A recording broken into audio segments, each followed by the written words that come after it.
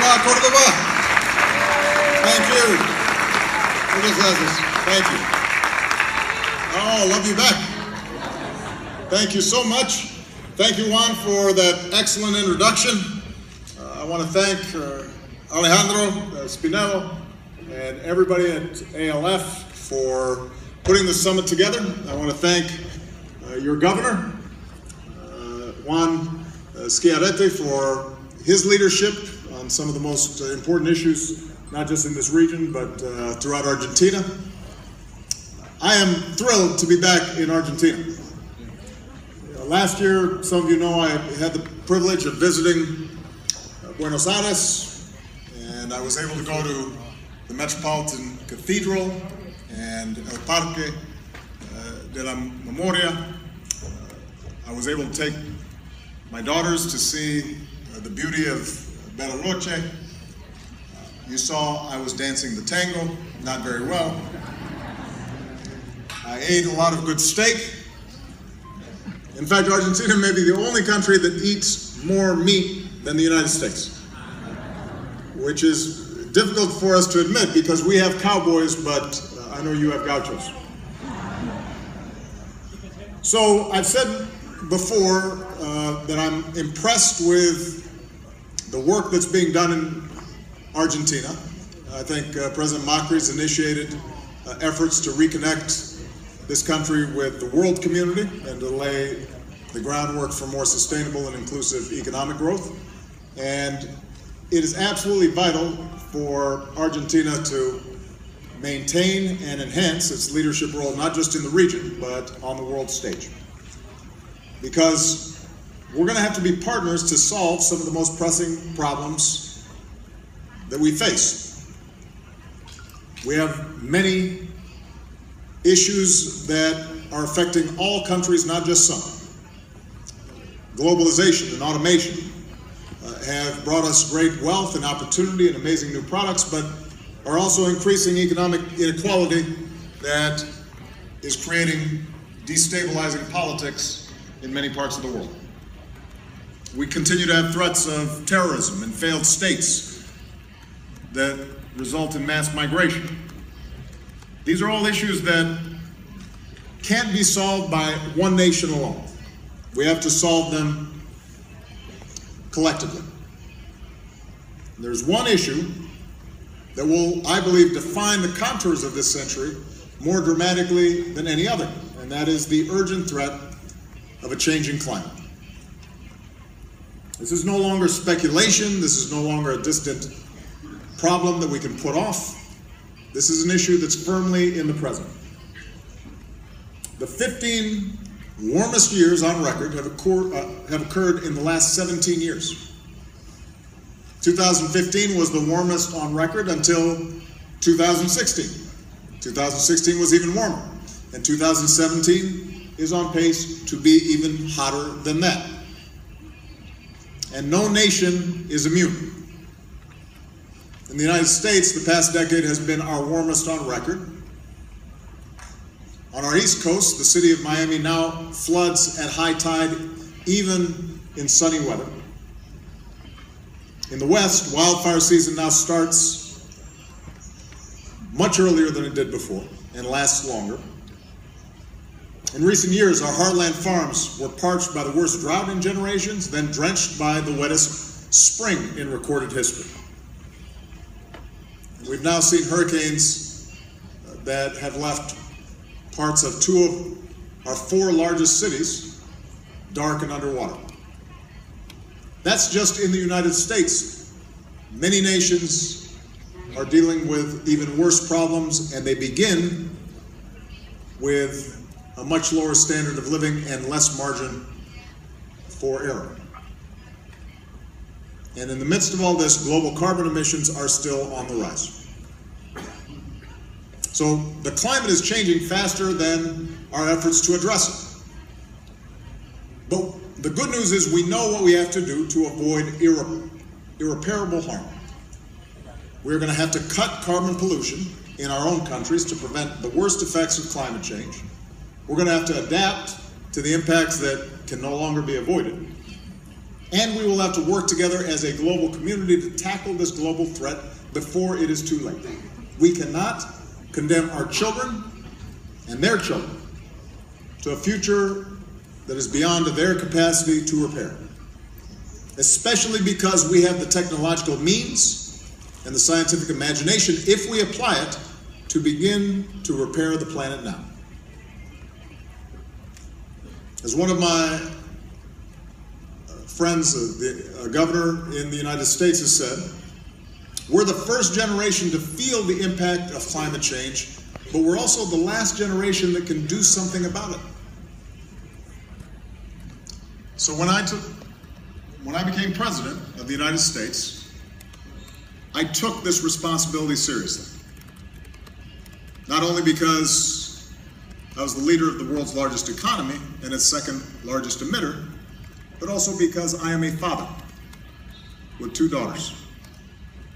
And I expect not too soon that I'll be a grandfather as well. So we have to do something about it. And we immediately began to take steps so that America could take leadership on this issue. In 2009, we worked to salvage what had become a chaotic climate summit in Copenhagen, and we established the principle that all nations have a role to play in combating climate change. At home in the United States, we led by example with historic investments in growing industries like wind and solar that created a steady stream of new jobs. We set the first ever nationwide standards to limit the amount of carbon pollution that power plants could dump into the air that our children breathe. From the cars and trucks that we drive to the homes and businesses in which we live and work, we've changed the way we consume energy. And there were skeptics who said these actions would kill jobs. Instead, we saw the longest streak of job creation in American history. We drove economic output to new highs, and we drove our carbon pollution to its lowest levels in 2 decades. And then we continued to lead by example with our historic joint announcement with China, where we put forward even more ambitious climate targets. And that achievement encouraged dozens of other nations to set more ambitious climate targets as well, all of which paved the way for our success in Paris. That enshrined the principle that no nation can solve this challenge alone, and all of us must solve it together. Now, I will confess that right now we have a different administration in Washington that takes a different approach. But the good news is the United States will hit its targets, despite a different approach by the incoming administration, because so much of what we did is now embedded in our economy and in our culture. Because our states and cities, our universities, our largest companies have made it clear that they will keep pushing forward for the sake of future generations. And at the same time, the rest of the world has pledged to push forward with the Paris Agreement. And that all should give us hope, because that means if we take advantage of this critical time, we have the chance to slow and eventually stop a trend that could be disastrous. Now, the Paris Agreement won't solve the climate crisis on its own. It will help delay or avoid some of the worst consequences of climate change, but even if we meet every target, we won't have gotten to where we need to be. We're still going to need to set bolder targets as technology advances.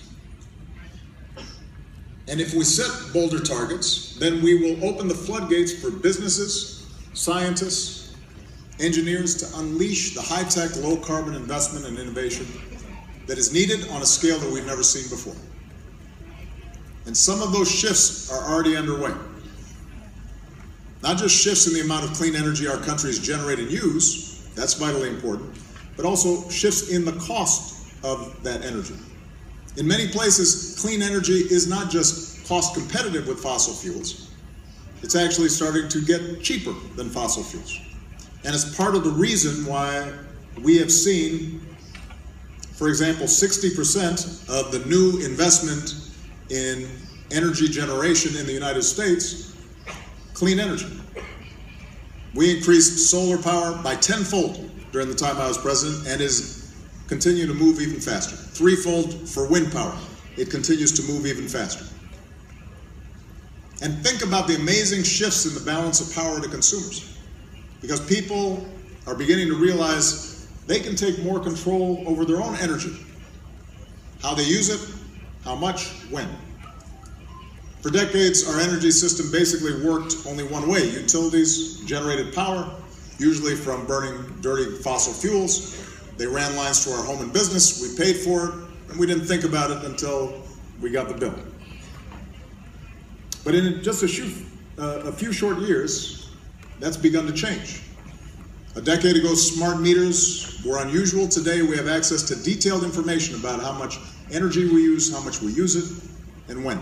And we can use that information to change our habits, use energy more efficiently, save more money without a lot of sacrifice. We can control thermostats from our smartphones.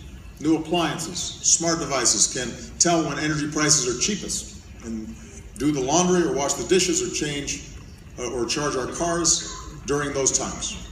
And we have windows and building materials that can actually generate power, not just absorb power. And we can even tell our utility companies that we want our homes powered by renewable energy. Or we can call up a contractor and put solar panels on our roof.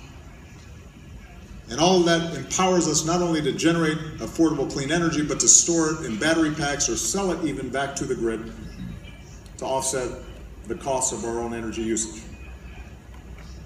That's amazing power that each consumer potentially possesses. And that's the future. That's happening now. And it's an energy revolution that's like revolving from the telegraph to the smartphone in less than a decade. That's how significant this could be, as long as we continue to encourage the kind of investment and innovation that's needed at every level. So governments can set agreements and set targets, but to reach them, all of us have to do our part. We're going to need scientists to design new fuels.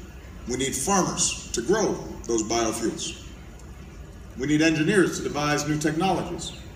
And we need entrepreneurs to make and package and sell those technologies.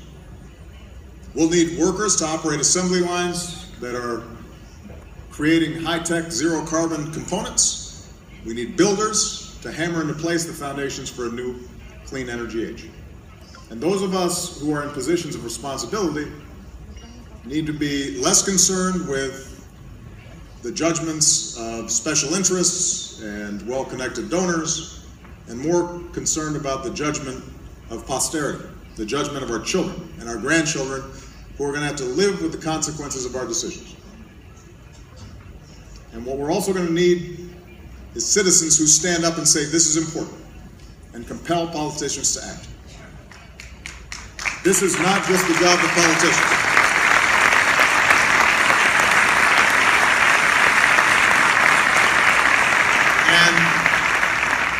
I should point out, it's not surprising that I think that applause started with some young people, because they understand this is not just the job of politicians.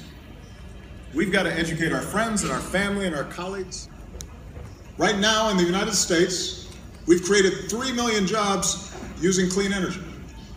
3 million jobs. There are far more jobs in solar power now in the United States than coal, even though the United States is one of the world's largest coal producers. So we've got to be loud and remind everybody who represents us at every level of government that sheltering future generations against the ravages of climate change, that's what you require if you're going to vote for them. And then we have to vote, of course. So the fight against climate change is not going to give us a clear victory right now. This is going to take decades of work. Our progress will be measured oftentimes by the suffering that was averted and the beauty that we've conserved in places like Argentina. And that makes it hard, because part of what we're purchasing is the ability for our children and grandchildren to enjoy the same things that we enjoy. And our children deserve that. If we can look beyond the daily news cycle and think about the basics, the air that our children breathe, the food they eat, if that is our focus and we're willing to put that above any short-term interests, then it won't be too late. And I'm now 56. I won't see the fruits of all our labor,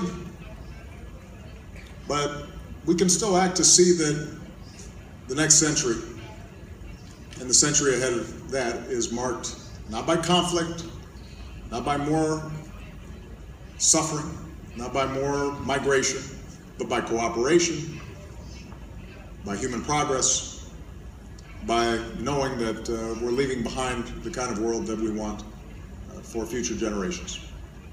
So thank you very much. I look forward to answering some questions. Thank you.